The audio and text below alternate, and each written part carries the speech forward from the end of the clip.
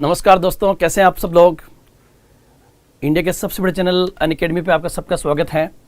आज हम आधुनिक भारत के इतिहास के ही नेक्स्ट सेगमेंट में जा रहे हैं और आधुनिक भारत के इतिहास का पहला हमारा जो टॉपिक था उसका नाम था भारत में यूरोपियंस का आगमन। उसके मैंने 3 पार्ट लिए थे, फर्स्ट, सेकंड, थर्ड। और उसके बाद में आज हमारा मॉडर्न हिस्ट्री का ही दूसरा चैप्टर सेगमेंट 2 चल रहा है, जिसका नाम होगा उत्तरवर्ती मुगल शासक। मैंने जब मॉडर्न हिस्ट्री स्टार्ट की थी, आधुनिक भारत का इतिहास, उसमें मैंने आपको कहा था कि हम सबसे पहला जो टॉपिक होगा आधुनिक भारत के इतिहास में, उस आधुनिक भारत के इतिहास में हमारा 3 पार्ट को हम इंटर रिलेट करके पढ़ेंगे। आधुनिक भारत का इतिहास में 3 टॉपिक को हम आपस में इंटर रिलेट करेंगे और वो 3 टॉपिक थे, जैसा कि मैंने आपको सबसे पहले बताया था, वो 3 टॉपिक थे। नंबर 1, भारत में यूरोपियंस का आगमन। मतलब पहला जो टॉपिक था वो टॉपिक था भारत में यूरोपियंस का आगमन, entry of Europeans in India. और सेकंड जो था, नंबर 2 जो था, वो आज हम स्टार्ट कर रहे हैं और वो है उत्तरवर्ती मुगल शासक। लेटर मुगल एम्पायर के नाम से था, उत्तरवर्ती मुगल शासक या उत्तरवर्ती मुगल साम्राज्य के नाम से होगा, लेटर मुगल एम्पायर के नाम से होगा। और तीसरा हम पढ़ेंगे, तीसरा जो है, जब मुगलों का डिक्लाइन होगा तो उनकी जगह पर कोई तो आएगा, तो वही होगा हमारा 18वीं सदी का भारत।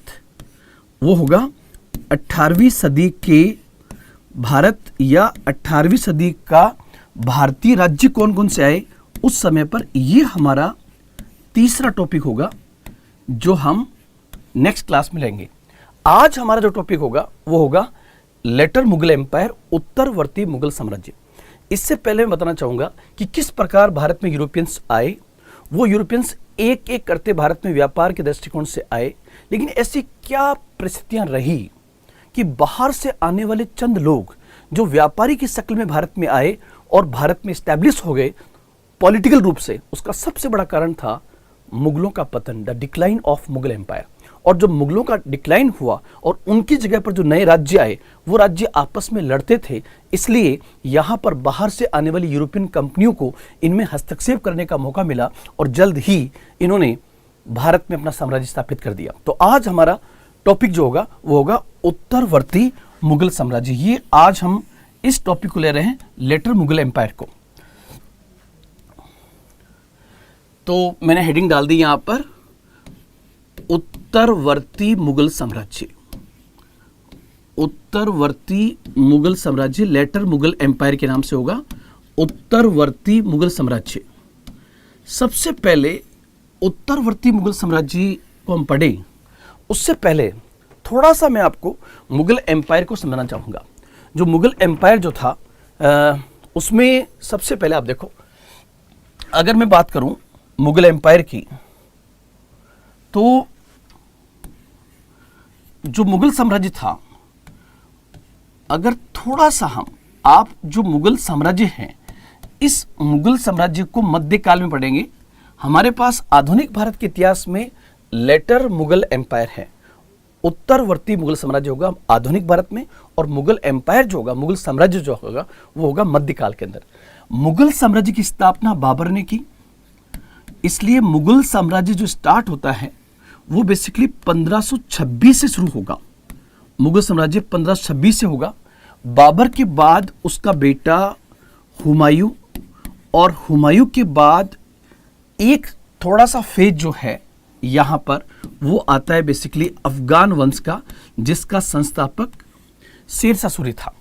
अफगान वंश आएगा और अफगान वंश और हुमायूं के बीच में उसके बाद में आएगा अकबर।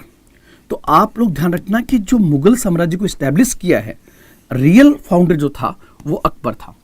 और अकबर के बाद उसका बेटा जहांगीर, और जहांगीर के बाद उसका बेटा शाहजहां, और शाहजहां के बाद उसका बेटा औरंगजेब, शाहजहां के बाद औरंगजेब। अब यहां पर ये आप लोग ध्यान रखें, शाहजहां के बाद औरंगजेब, और औरंगजेब की डेथ जो है वो 1707 में औरंगजेब का निधन हो जाएगा। 1707 में औरंगजेब का निधन हो जाएगा। तो यहाँ पर थोड़ा सा इस पार्ट को हमें ध्यान रखना है कि यहाँ से यहाँ तक जो पार्ट है, ये पार्ट जो कहाँ से कहाँ तक है, 1526 से लेकर और 1707 तक, ये जो टाइमिंग है ये बेसिकली मुगलों का उत्थान काल है। ये इसको हम कह सकते हैं चरम उत्कर्ष काल है। यहाँ पर उनका अप हुआ है, मतलब उनका साम्राज्य बहुत बड़ा हुआ है। एक छोटे से साम्राज्य से एक बहुत बड़ा साम्राज्य हुआ है, वो बेसिकली मुगलों का 1526 से 1707, 1526 से 1707 जो है ये बेसिकली मुगलों का उत्थान काल है। यहाँ पर मुगल एम्पायर बहुत बड़ा हुआ है और पूरी दुनिया में मुगलों का नाम था। अब यहाँ पर मुगल साम्राज्य स्टैब्लिश हुआ। मैंने वापस कहा कि मुगल साम्राज्य का संस्थापक जो था वो तो बाबर था, लेकिन इसका रियल फाउंडर जो था वो बेसिकली अकबर था। तो अकबर ने ऐसी क्या व्यवस्था स्टैब्लिश की होगी कि पूरी दुनिया के अंदर मुगल साम्राज्य के नाम था, उसको हम देखें तो हाँ, एक मिनट और। नंबर 2 हमें ये ध्यान रखना है कि 1707 से लेकर 1857 1857 तक का जो टाइमिंग है ये बेसिकली मुगलों का पतन काल है। इसी को हम कहते हैं उत्तरवर्ती मुगल साम्राज्य। इसी टाइमिंग को लेटर मुगल एम्पायर कहते हैं। और ये जो टाइमिंग है इसमें 1707 में औरंगजेब के निधन के साथ ही मुगलों का अंत नहीं हुआ है, बल्कि मुगलों का यहां से पतन शुरू होगा, the decline of Mughal empire. और 1707 से 1857 आप देखिए लगभग ये टाइमिंग जो है 150 साल का है। लेकिन ये 150 साल का जो टाइमिंग है इसमें 1707 के बाद में 1707 के बाद में ही 52 साल के अंदर 1707 से लेकर 52 साल के अंदर 8 मुगल शासक आ गए। जबकि यहां पर आप देखोगे लगभग 175 वर्ष के अंदर मात्र 1, 2, 3, 4, 5 और 6 शासक थे जिन्होंने पूरे हिंदुस्तान के लगभग भाग पर मुगल एम्पायर को स्टैब्लिश किया और नाम किया। लेकिन इसके बाद वाले लोग इतने अयोग्य और निकम्मे थे कि 1707 के बाद मुगलों का लगातार पतन शुरू हो गया। इस मुगलों के पतन की इस कहानी को ही हम पढ़ेंगे उत्तरवर्ती मुगल साम्राज्य। लेकिन थोड़ा सा हम डिस्कस ये भी करना चाहेंगे कि ऐसे कौन से कारण थे कि जिसके कारण मुगल साम्राज्य का पतन हो गया। तो उसका पहला पॉइंट होगा, मुगल साम्राज्य केंद्रीकृत व्यवस्था थी, सेंट्रलाइज शासन था। और जब उस सेंट्रलाइज शासन के अंदर जो सेंटर में बैठा हुआ मुगल बादशाह अगर अयोग्य होगा, कमजोर होगा, निर्बल होगा, कमजोर होगा, तो उस स्थिति में बाकी के उसके जो मनसबदार होंगे उसका फायदा उठाएंगे। इसलिए पहला पॉइंट होगा केंद्रीय नेतृत्व का कमजोर होना। नंबर 2, औरंगजेब की धार्मिक नीतियां। नंबर 3 होगा मुगल दरबार में गुटबंदी। नंबर 4 होना मनसबदारी व्यवस्था को संभाल न पाना। नंबर 5 होगा यूरोपियन कंपनियों का आगमन और उन यूरोपियन कंपनियों द्वारा इन भारतीय शासकों को आपस में लड़वाना। नंबर 4 दक्षिण में मुगलों का अभियान। नंबर 7 औरंगजेब की दक्षिण की नीति। ये तमाम कारण होंगे जिन कारणों ने भारत में मुगल साम्राज्य का पतन शुरू किया। अब मैंने कहा कि जो उत्तरवर्ती मुगल साम्राज्य स्टार्ट होगा उसकी डेट होगी 1707 के बाद में, मतलब औरंगजेब के निधन के बाद। औरंगजेब के निधन के बाद का समय जो है वो बेसिकली इतिहास में उत्तरवर्ती मुगल साम्राज्य के नाम से जाना जाता है। उत्तरवर्ती मुगल साम्राज्य के नाम से जाना जाता है।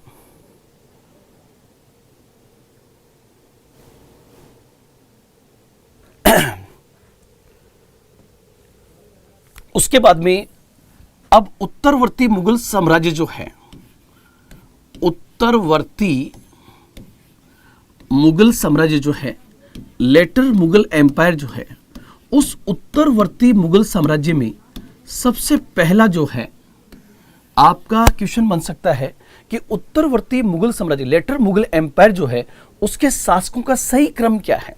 तो सबसे पहले हम एकदम बेसिक पॉइंट से लें और उसके शासकों का क्रम, मतलब मुगल बादशाहों का सही क्रम क्या था। मुगल बादशाह जो है उनका सही क्रम क्या है उत्तरवर्ती मुगल शासकों में, औरंगजेब के निधन के बाद की बात है। तो उसमें सबसे पहले बेसिक के पॉइंट से देखें तो उसके बाद में औरंगजेब के निधन के बाद बनता है बहादुर शाह। इसको हम कहेंगे बहादुर शाह फर्स्ट। इसका टाइमिंग है 1707 से 1712। 1707 से 1712, इसके बारे में पूरा डिटेल में आपको बताऊंगा। बहादुर शाह के बाद में जहांदार शाह, बहादुर शाह के बाद में जहांदार शाह, और जहांदार शाह का टाइमिंग है 1712 टू 1713, 1712 से 1713। उसके बाद जहांदार शाह के बाद बनेगा फर्रुखसियर, जहांदार शाह के बाद बनेगा फर्रुखसियर, और फर्रुखसियर का टाइमिंग है 1713 से 1719, 1713 टू 1719, 1713 से 1719 फर्रुखसियर। और फर्रुखसियर के बाद जो है, फर्रुखसियर के बाद जो है फर्रुखसियर के बाद में दो अल्पवयस्क बच्चे बादशाह बनेंगे, जिसमें एक होगा रफी उद दर्जात, और ये 28 फरवरी से 4 जून तक, ध्यान रखना इसका कार्यकाल मुगलों में सबसे कम है। ये अल्पवयस्क बच्चा था 4 जून 1719 तक। और उसके बाद रफी उद दौला बनेगा, रफी उद दर्जात के बाद में रफी उद दौला बनेगा, और रफी उद दौला का जो टाइमिंग है वो बेसिकली जून से सितंबर है, जून टू सितंबर 1719, जून से सितंबर 1719 जो है वो इसका टाइम पीरियड था। तो मुगल बादशाहों में औरंगजेब के निधन के बाद का जो क्रम है उसमें बहादुर शाह, जहांदार शाह, फर्रुखसियर, रफी उद दर्जात, रफी उद दौला, और उसके बाद में रफी उद दौला के बाद मोहम्मद शाह रंगीला, मोहम्मद शाह रंगीला, और मोहम्मद शाह रंगीला का टाइमिंग है 1719 से 1748। उसके बाद मोहम्मद शाह के बाद बनता है अहमद शाह, मोहम्मद शाह के बाद बनता है अहमद शाह 1748 से 1754, 1748 से 1754 अहमद शाह। और अहमद शाह के बाद बनता है आलमगीर सेकंड, आलमगीर सेकंड। कुछ बुक्स में 1758 तक दिया हुआ है और कुछ में 1759 तक, तो यहां पर आप 58-59 मान लें। आलमगीर सेकंड 1754 से 1758/59। आलमगीर के बाद में उसके बाद बनता है आलमगीर के बाद में शाह आलम सेकंड, आलमगीर के बाद में शाह आलम सेकंड, और इसका टाइमिंग 1759 से 1806 तक रहता है। फिर शाह आलम सेकंड के बाद बनता है अकबर सेकंड, अकबर सेकंड, और अकबर सेकंड का कार्यकाल होगा 1806 से 1837। और अकबर सेकंड के बाद में जो टाइमिंग आएगा, अकबर सेकंड के बाद में उसके बाद आएगा बहादुर शाह सेकंड, जो इतिहास में बहादुर शाह जफर के नाम से जाना जाता है, बहादुर शाह जफर के नाम जाना जाता है। 1837 से 1857 तक रहेगा, 1857। तो सबसे पहले मैंने कहा कि जो उत्तरवर्ती मुगल शासक है, ये आपको पूरी लाइन याद रहनी चाहिए। कोई भी 4 शासक देकर यूपीएससी आपसे एक प्रश्न पूछ सकती है, जैसे बहादुर शाह फर्स्ट, जहांदार शाह, फर्रुखसियर, रफी उद दर्जात, रफी उद दौला, मोहम्मद शाह रंगीला, Ahmad Shah, Alamgir second, Shah Alam second, Akbar second, और बहादुर शाह जफर। जो बहादुर शाह जफर मैंने लिखा है उसी को इतिहास में बहादुर शाह सेकंड के नाम से भी जानते हैं, लेकिन ये जफर के नाम से शायरियां लिखता था, इस आधार पर इसे जफर, बहादुर शाह जफर कहा जाता है। ये अंतिम मुगल शासक होगा, ये भी हम देखेंगे। और हमें सबसे इंपॉर्टेंट चीज मैंने आपके सामने जो लिस्ट प्रेजेंट की है, ये लिस्ट तो आपको कहीं मिल जाएगी, लेकिन एक बार आप जब खुद अपने हाथों से लिखोगे तो आपको याद करने का तरीका और बेस्ट हो जाएगा, लंबे समय तक चीजें आपको याद रहेगी। अब इसमें सर आप कहाँ चले गए थे, यस उस पर चर्चा करेंगे, प्लीज थोड़ा सा इस पर ध्यान दीजिए। अब मैं सबसे पहले, ये उत्तरवर्ती मुगल शासक है, यहां पर कैसे कैसे क्वेश्चन बन सकते हैं। जैसे आपको एक क्वेश्चन ऐसे दे सकता है कि सूची फर्स्ट को सूची सेकंड के साथ जोड़िए। सूची फर्स्ट में आपको दे दे बादशाहों के नाम, और सूची सेकंड में दे दे कि इसे इतिहास में किस नाम से जाना गया था। जैसे बहादुर शाह फर्स्ट साहेब बेखबर के नाम से, जहांदार शाह लंपट मूर्ख के नाम से, लंपट मूर्ख, फर्रुखसियर घृणित कायर के नाम से जाना गया था, मोहम्मद शाह रंगीला ये रंगीला के नाम से, और अहमद शाह ध्यान रखना इस हकीकत में रंगीला शब्द इसके आगे लगना चाहिए था, क्योंकि ये मोहम्मद शाह से भी अधिक रंगीला था। अहमद शाह कहते हैं कि इसने सब रिकॉर्ड तोड़ दिए थे और यही मुगलों के पतन का कारण बनेगा। अब हम आगे चलते हैं और सबसे पहले लेते हैं बहादुर शाह फर्स्ट को। सबसे पहले मैंने लिया बहादुर शाह फर्स्ट। अब बहादुर शाह फर्स्ट लेने से पहले मैं थोड़ा सा आपको स्टोरी बताना चाहूंगा कि जो औरंगजेब था, उस औरंगजेब की बेसिकली 4 बेटे थे। औरंगजेब जो था उसके 4 बेटे थे। इसका 1707 में औरंगजेब का निधन हो गया। जब 1707 में औरंगजेब का निधन हुआ तो उसके निधन के बाद, औरंगजेब के निधन के बाद आप देखोगे यहां पर कि औरंगजेब के निधन के बाद उसके जो 4 बेटे थे उसके बारे में थोड़ा सा मैं आपको बताऊं। 4 बेटे, 1707 में औरंगजेब का निधन हुआ। उसके 4 बेटों में एक बेटे का नाम आएगा अकबर सेकंड। एक बेटे का नाम था अकबर सेकंड।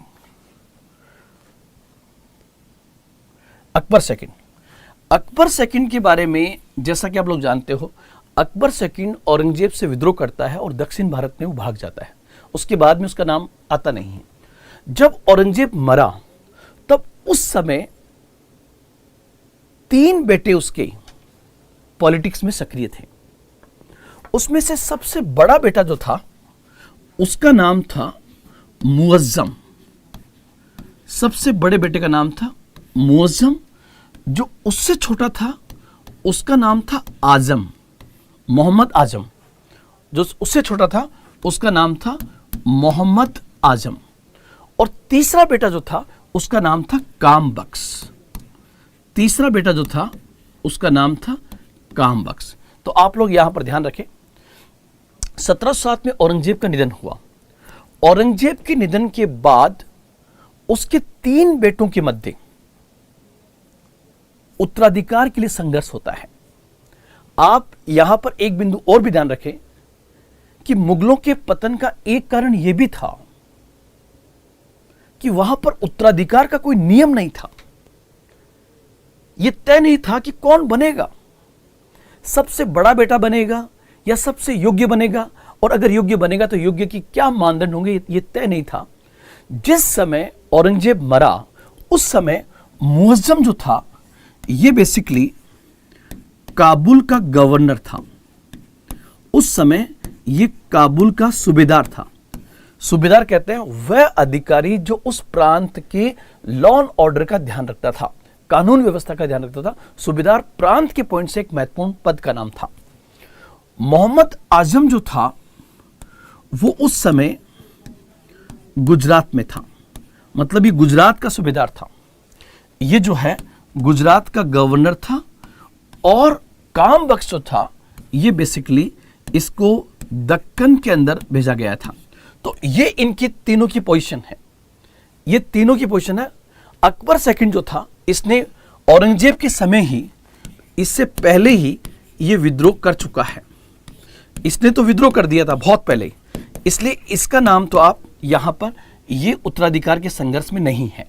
उत्तराधिकार का जो संघर्ष हुआ वो बेसिकली मुअज्जम, मोहम्मद आजम और कामबख्श के मध्य हुआ था। हम सुनते हैं ऐसा, और ये सत्य भी है कि औरंगजेब कट्टर था। और यहां पर कट्टरता का मतलब धार्मिक रूप से वो कट्टर तो था ही था, इसके साथ साथ वो घरेलू नीतियों के अंदर भी, परिवार के अंदर, व्यवहार के अंदर भी कहीं ना कहीं कैसा कहते हैं कि वो कट्टर था।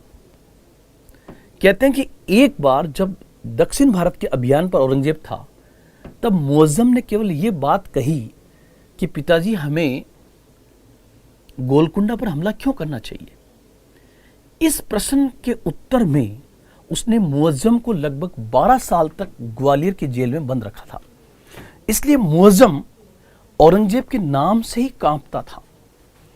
जिस समय औरंगजेब का निधन हुआ उस समय मुअज्जम काबुल का गवर्नर था, और जैसे ही समाचार मिले कि औरंगजेब का निधन हो गया है उसके बाद ये तीनों बेटे अपने अपने क्षेत्र से भागे और ये बेसिकली दिल्ली और आगरा पर अपना नियंत्रण स्थापित करके मुगल बादशाह की पदवी को छीनना चाहते थे।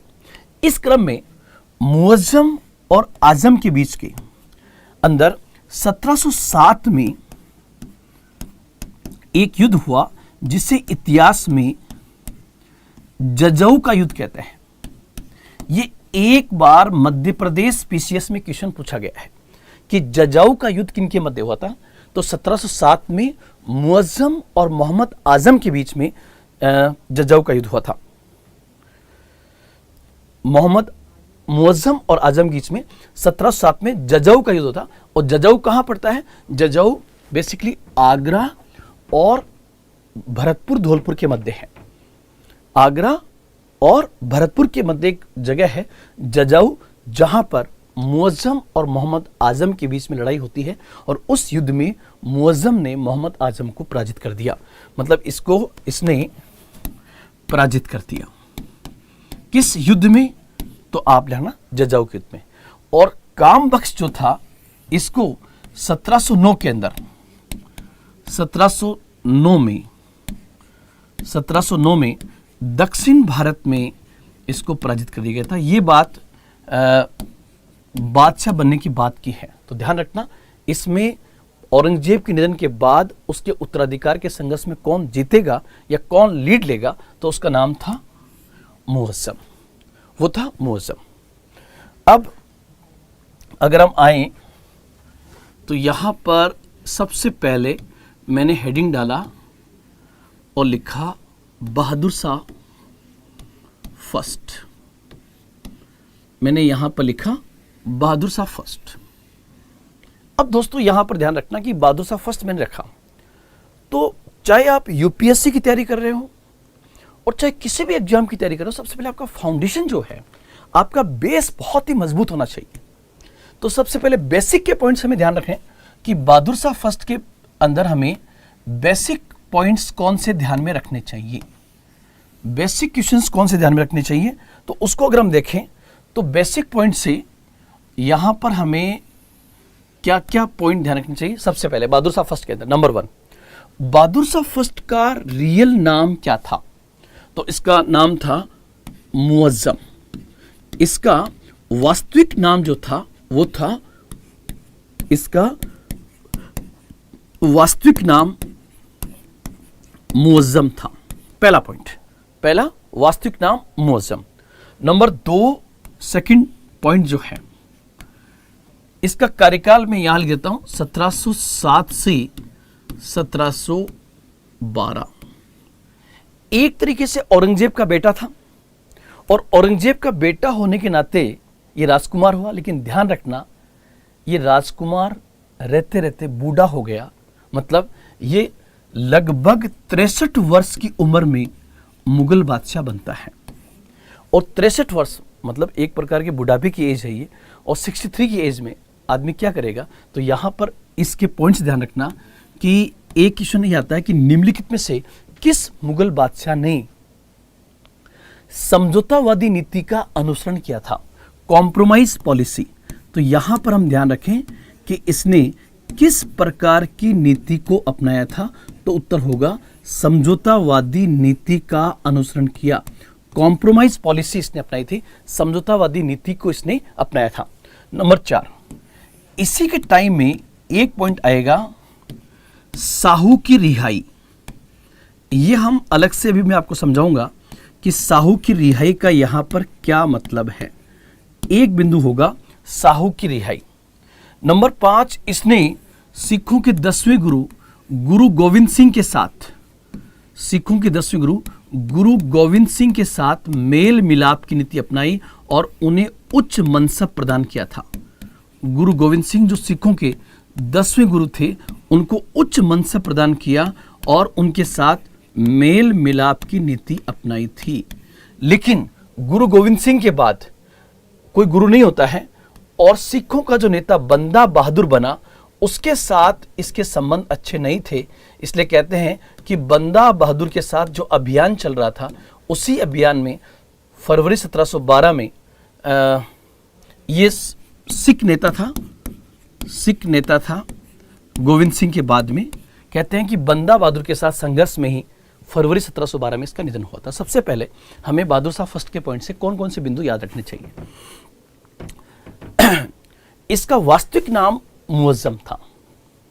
ये लगभग 63 वर्ष की उम्र में मुगल बादशाह बना। अब इसने समझौतावादी नीति अपनाई। ये नीति कहीं न कहीं उसकी अधिक उम्र के कारण थी या वह अयोग्य था, यह बिंदु एक सोचने वाला है। लेकिन आपसे पूछे कि बहादुर शाह फर्स्ट ने किस नीति को अपनाया था, तो इसने कॉम्प्रोमाइज पॉलिसी अपनाई। जैसे साहू की रिहाई, उसने साहू को रिहा किया। ये साहू कौन था, इसको मैं डिटेल में बताऊंगा आपको मराठा स्टेट में, थोड़ा सा भी आपको मैं बताऊंगा साहू को उसने क्यों छोड़ा। ये घटना है 1707 की। साहू की रिहाई होती है 1707 में, और इसने सिखों के साथ अपने बेहतर संबंध स्थापित करने के लिए सिखों के 10वें गुरु, अंतिम गुरु गुरु गोविंद सिंह के साथ अच्छे संबंध स्थापित करने के प्रयास किए, उन्हें उच्च मंच प्रदान किया। लेकिन गुरु गोविंद सिंह के बाद जो सिखों का लीडर हुआ बंदा बहादुर, उसके साथ बहादुर शाह फर्स्ट के रिलेशंस अच्छे नहीं थे, और कहते हैं कि बहादुर शाह फर्स्ट ने बंदा बहादुर के खिलाफ एक अभियान चलाया, और उसी अभियान के अंतर्गत ही फरवरी 1712 में बहादुर शाह फर्स्ट का निधन हो गया। बहादुर शाह फर्स्ट का निधन हो गया। अब थोड़ा सा हम यहां पर इसको खोलें, और अगर आपका जो यूपीएससी प्री एग्जाम हो रहा है 2020 के अंदर, उसमें क्वेश्चन ये बन सकता है, निम्नलिखित में से किस अंग्रेज इतिहासकार ने कहा। क्वेश्चन क्या बनेगा, प्री एग्जाम के पॉइंट से हम देखें तो ये क्वेश्चन पूछे कि किस इतिहासकार ने कहा, तो मैं इतिहासकार का नाम लिख देता हूं, सर सिडनी ओवेन। ये एक अंग्रेज इतिहासकार था जिसने क्या कहा, सर सिडनी ओवेन ने कहा कि ये अंतिम मुगल बादशाह था जिसके बारे में कोई अच्छे 2 शब्द लिखे जा सकते हैं। मतलब अंग्रेज इतिहासकार सर सिडनी ओवेन कहता है कि ये अंतिम मुगल बादशाह था जिसके बारे में 2 शब्द लिखे जा सकते हैं। मतलब वो कुछ हद तक इसको योग्य मानता है। सर सिडनी ओवेन जो है वो बेसिकली इसको योग्य मानता है। तो मैं वापस रिपीट कर रहा हूं, बहादुर शाह फर्स्ट का रियल नेम मुअज्जम था। वो 63 वर्ष की आयु में मुगल बादशाह बना। उसने समझौतावादी नीति का अनुसरण किया। उसने सिखों के साथ बेहतर संबंध स्थापित करने के प्रयास किए। गुरु गोविंद सिंह को उच्च मंच प्रदान किया। लेकिन गुरु गोविंद सिंह के निधन के बाद जो सिखों के नेता बंदा बहादुर था, उसके साथ उसके अच्छे संबंध नहीं थे। और वह कौन सा इतिहासकार है जो ये कहता है कि ये अंतिम मुगल बादशाह है जिसके बारे में कोई 2 शब्द लिखे जा सकते हैं। मतलब सिर्फ सर सिडनी ओवेन उसे कुछ हद तक एक योग्य मुगल बादशाह मानता है। तो यह हमें ध्यान रखना। अब थोड़ा सा मैं आपको साहू के बारे में समझाऊं कि साहू कौन था। अब यहां पे देखो आप, सबसे पहले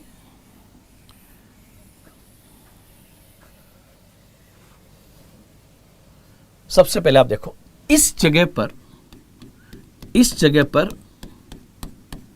एक साम्राज्य स्टैब्लिश हुआ। इसको हम आगे वैसे अलग से पढ़ेंगे।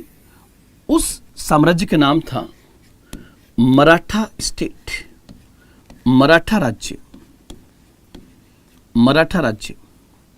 और इस जगह पर था बीजापुर और गोलकुंडा। यहां पर 2 स्टेट हुआ करते थे, बीजापुर और गोलकुंडा। और यहां पर था ये मुगल, और यहां पर एक संघर्ष चल रहा था जिसको हम कहते हैं त्रिकोणीय संघर्ष। और ये त्रिकोणीय संघर्ष किसके बीच में था, तो ये त्रिकोणीय संघर्ष था मुगल वर्सेस मराठा वर्सेस बीजापुर गोलकुंडा। ये एक लंबा त्रिकोणीय संघर्ष चला जिसमें सफलता निश्चित रूप से औरंगजेब को प्राप्त हुई।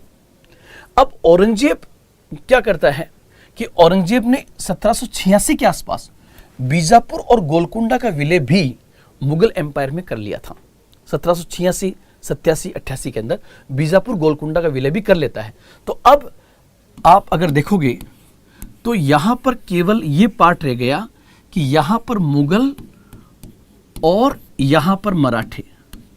तो यहां पर औरंगजेब भी चाहता था कि जब हम दक्षिण भारत में यहां तक पहुंच गए हैं तो मराठों का विलय भी या मराठा क्षेत्र का विलय भी मुगल साम्राज्य में कर लिया जाए। ये एक बहुत बड़ी गलती औरंगजेब करता है।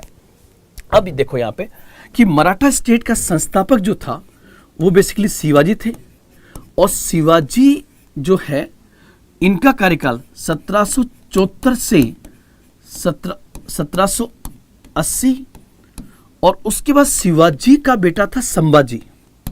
शिवाजी का बेटा था संभाजी।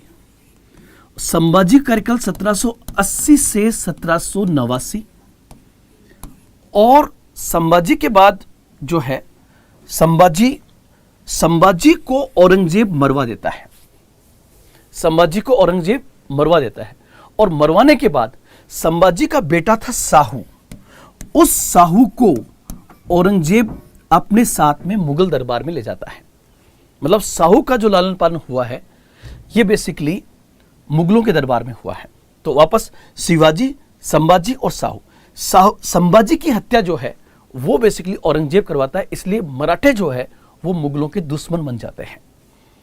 अब यहां पर संभाजी के मरने के बाद बनता है राजाराम, और राजाराम के बाद बनता है उसका बेटा शिवाजी सेकंड, और शिवाजी सेकंड की संरक्षक थी ताराबाई। शिवाजी सेकंड जो थी उसकी संरक्षक थी ताराबाई। राजाराम का कार्यकाल होगा 1789 से, सॉरी ये मैंने ये गलत लिख दिया, सॉरी, ये 1674 से 1680, 1680 से 1689, और 1689 से 1700, और 1700 से 1707, 1700 से 1707। अब यहां पर वापस ध्यान रखें,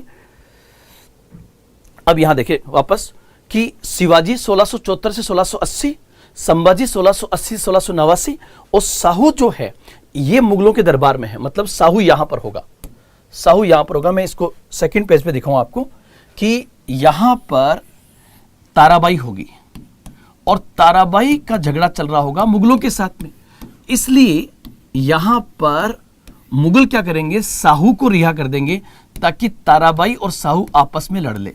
इसलिए एक संघर्ष, एक लड़ाई होगी 1707 के अंदर, ताराबाई वर्सेस साहू, जिसको हम कहते हैं खेड़ा का युद्ध।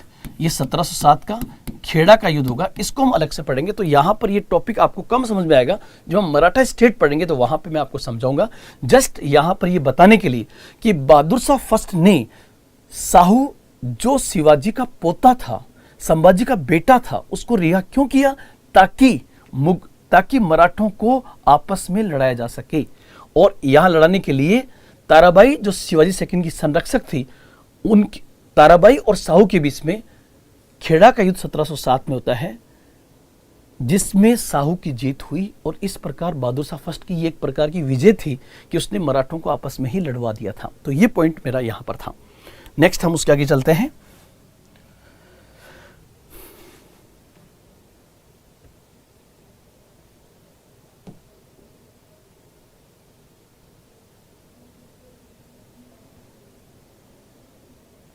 अब उसके हम आगे चले नेक्स्ट, उसके बाद में तो सबसे पहले बहादुर शाह फर्स्ट, और बहादुर शाह फर्स्ट जो था ये अंतिम मुगल बादशाह था जिसके बारे में दो शब्द लिखे जा सकते हैं। इसका कार्यकाल 1707 से 1712 होगा। 1712 में जब वो एक अभियान चला रहा था, उसी अभियान में उसकी डेथ हो गई। बंदा बहादुर के खिलाफ एक ऑपरेशन था, उसमें 1712 में उसका निधन हो जाएगा बहादुर शाह फर्स्ट का। और बहादुर शाह फर्स्ट के बाद मैं एक चीज बताना चाहूंगा कि बहादुर शाह फर्स्ट की मौत के बाद, बहादुर शाह फर्स्ट की मौत के बाद यहां पर यह बिंदु आप ध्यान में रखें। और क्या था ये पॉइंट? ये पॉइंट है कि बहादुर शाह की मौत के बाद जो मुगल दरबार था, उस मुगल दरबार और मुगल साम्राज्य में एक नई प्रवृत्ति का विकास हुआ। मुगल साम्राज्य में एक नई प्रवृत्ति का विकास हुआ। मुगल साम्राज्य में एक नई प्रवृत्ति का विकास हुआ। देखो, जैसा कि मैंने आपको कहा कि उत्तरवर्ती जो मुगल साम्राज्य है उसमें अधिकांश शासक अयोग्य हैं। और आप लोग ध्यान रखना, अयोग्य किसको कहते हैं? अयोग्य उसको कहते हैं जिसके घर की पंचायती दूसरे करते हैं। यहां मेरा संदर्भ ये होगा, और मैंने बताया भी आपको कि बहादुर शाह की मौत के बाद मुगल साम्राज्य में एक नई प्रवृत्ति का विकास हुआ। और वो नई प्रवृत्ति क्या थी कि अब मुगलों के अंदर उत्तराधिकार का जो संघर्ष था, मतलब मुगल बादशाह के निधन के बाद उत्तराधिकार का संघर्ष राजकुमारों के मध्य न होकर मुगल दरबारियों के मध्य होने लगा। और जो दरबारी गुट सबसे ताकतवर होता था, जो दरबारी गुट सबसे ताकतवर होता था, उसी का व्यक्ति मुगल बादशाह बनता था। हालांकि मुगल बादशाह बनेगा मुगल परिवार से ही, लेकिन जो दरबारी गुट सबसे ताकतवर होता था, दरबारी कहते हैं नोबेल्स को, जो मुगल नोबेल्स थे, उनमें जो ग्रुप सबसे पावरफुल होता था, उस ग्रुप का व्यक्ति जो है मुगल बादशाह बनता था। जैसे मान लीजिए मैंने यहां पर ये कहा कि ये मुगल दरबार है, ये मुगल दरबार है, और इस दरबार में कई गुट बन गए। मुगल दरबार में कई गुट बन गए। उन गुटों के बारे में हम देखें कि कौन कौन से गुट बन गए। जैसे एक गुट था ईरानी गुट। यहां पर ईरानी गुट का मतलब यह होगा कि वे मुस्लिम दरबारी जो ईरान से भारत में आए, भारत में ही वो सेट हो गए और बड़े पॉलिटिकल पावर पद तक पहुंच गए, वो गुट होगा ईरानी गुट। और ईरानी गुट का सबसे ताकतवर नेता था उस जमाने के अंदर जुल्फिकार अली खान।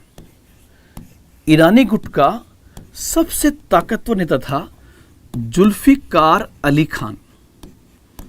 जुल्फिकार अली खान जो था, ये बेसिकली ईरानी गुट का था। जुल्फिकार अली खान जो था, ये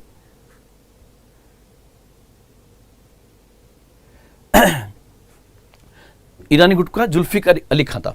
और उसके बाद में एक गुट जो था, वो गुट था अफगानी गुट। एक गुट जो था वो था अफगानी गुट। अफगानी गुट, और अफगानी गुट में था मोहम्मद खां बंगस।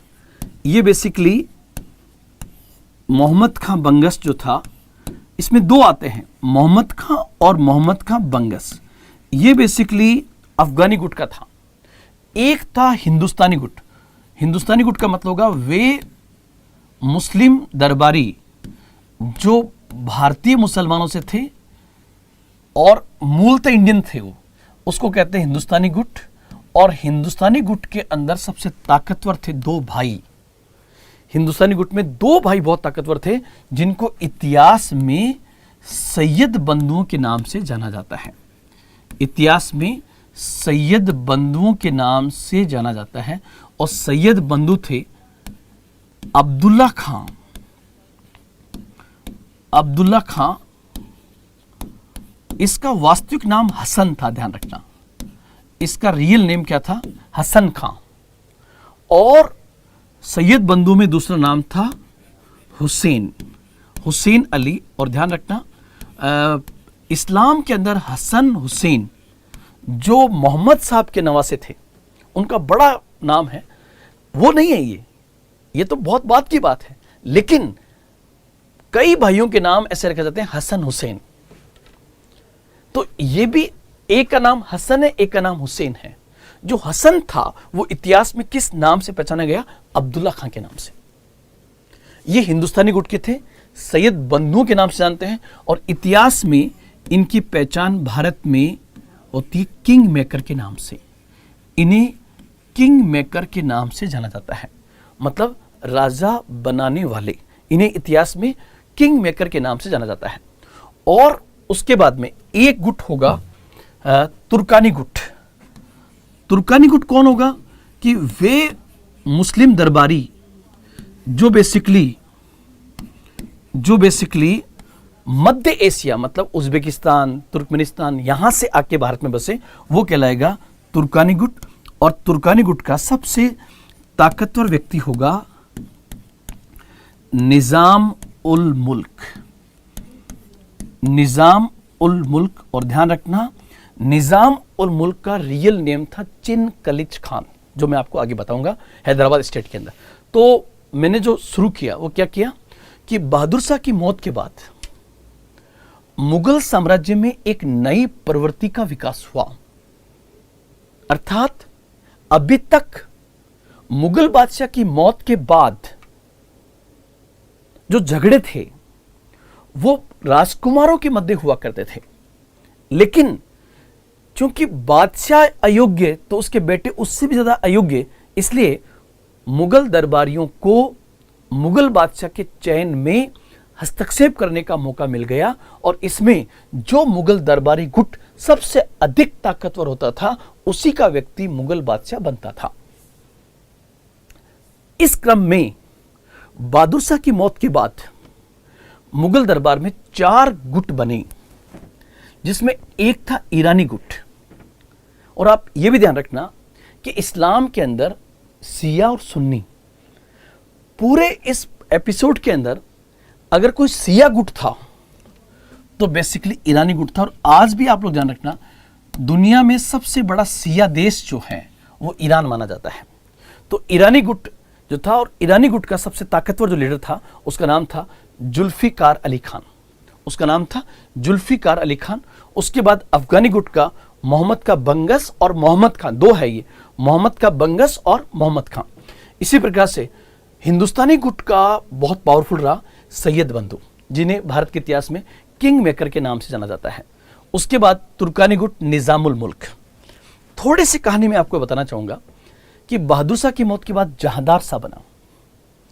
उस जहांदार शाह को बनाने में ईरानी गुट के जुल्फिकार अली की सबसे बड़ी भूमिका थी। मतलब जहांदार शाह जो बना वो किसके सहयोग से बना? जुल्फिकार अली के सहयोग से बना। और जहांदार शाह को मार देता है फर्रुखसियर। फर्रुखसियर बनेगा किसके सहयोग से? हिंदुस्तानी गुट के माध्यम से। और हिंदुस्तानी गुट में सैयद बंधु जो थे वो उन्होंने किस किस को बनाया जिनके कारण उन्हें भारत के इतिहास में किंग मेकर कहा जाता है? तो फर्रुखसियर, रफी-उद-दर्जात, रफी-उद-दौला और मोहम्मद शाह रंगीला, ये 4। और उसके बाद में मोहम्मद शाह रंगीला जो है वो तुर्कानी गुट के निजामुल मुल्क के माध्यम से सैयद बंधुओं को मरा देगा। तो ये भी हम कहानी पढ़ेंगे। तो अभी मैंने सिर्फ ये बताया कि तो बहादुर शाह फर्स्ट की मौत के बाद मुगल साम्राज्य में एक नई प्रवृत्ति का विकास हो, जो मैंने आपको इसका पूरा डिटेल समझाई। नेक्स्ट हम चलते हैं वापस। मैंने कहा कि बहादुर शाह फर्स्ट, और बहादुर शाह जो फर्स्ट था जिसका टाइमिंग 1707 से 1712 तक था। 1712 में इसका निधन हो गया। इस बहादुर शाह फर्स्ट के 4 बेटे थे। बहादुर शाह फर्स्ट के 4 बेटे थे। वो जो 4 बेटे थे उसमें एक नाम आता है जहांदार शाह। जहांदार शाह। एक नाम आता है अजीमुस्शान। अजीमुस्शान। एक नाम आता है रफी-उस-शान। एक नाम आता है रफी-उस-शान। और एक नाम आता है जहां शाह। जहान शाह। जहान शाह।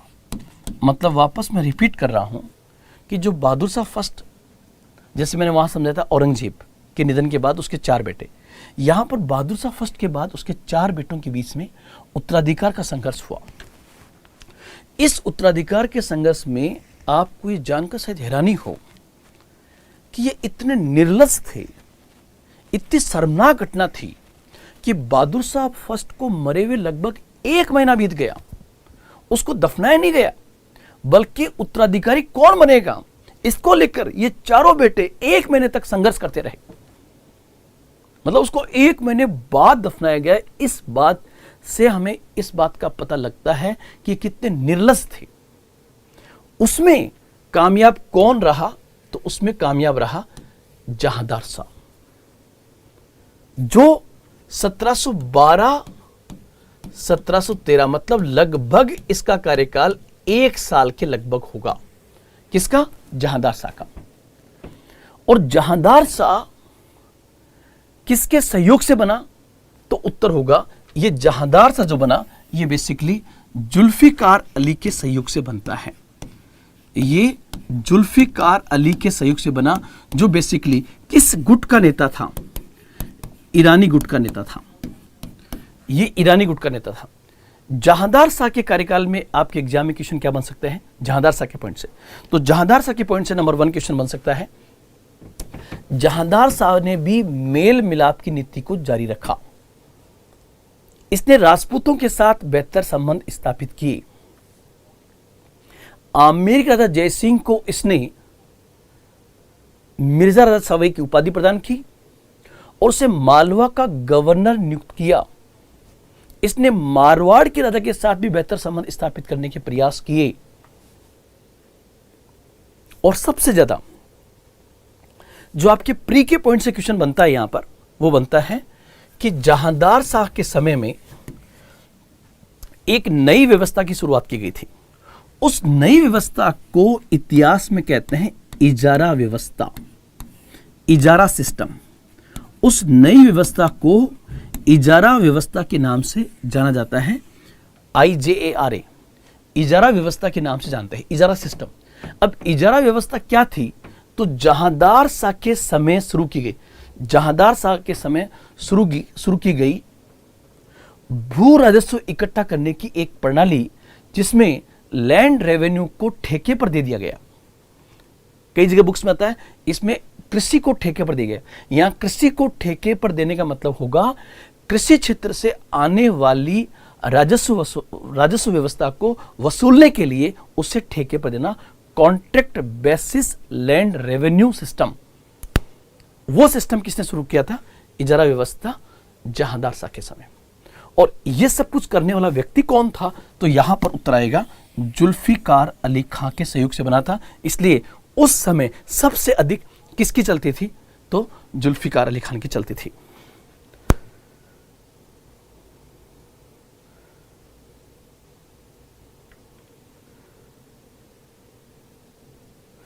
मैं एक क्लास में ये कमेंट्स आ रहे हैं कि सिया और समुदाय में, सिया और सुन्नी में डिफरेंस क्या है, तो निश्चित रूप से मैं आपको बताऊंगा। इसके लिए आपको मेरी क्लास पढ़नी पड़ेगी IR वाली।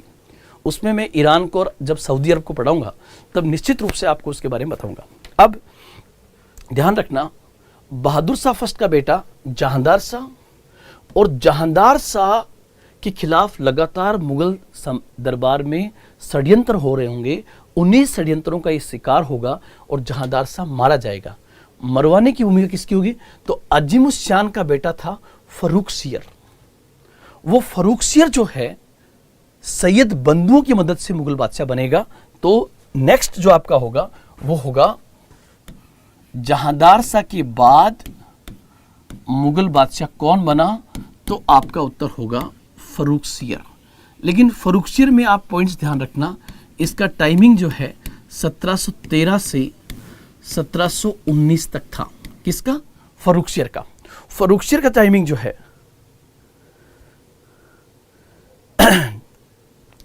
1713 से 1719 तक का जो टाइमिंग है वो फर्रुखसियर का है। सबसे पहला क्वेश्चन कि फर्रुखसियर किसको मार के बना? तो फर्रुखसियर जहांदार शाह को। लेकिन यहां ध्यान रखें, फर्रुखसियर किसके सहयोग से बनेगा? फर्रुखसियर किसके सहयोग से मुगल बादशाह बना? तो उत्तर होगा सैयद बंधुओं के सहयोग से। ये सैयद बंधुओं के सहयोग से मुगल बादशाह बनेगा।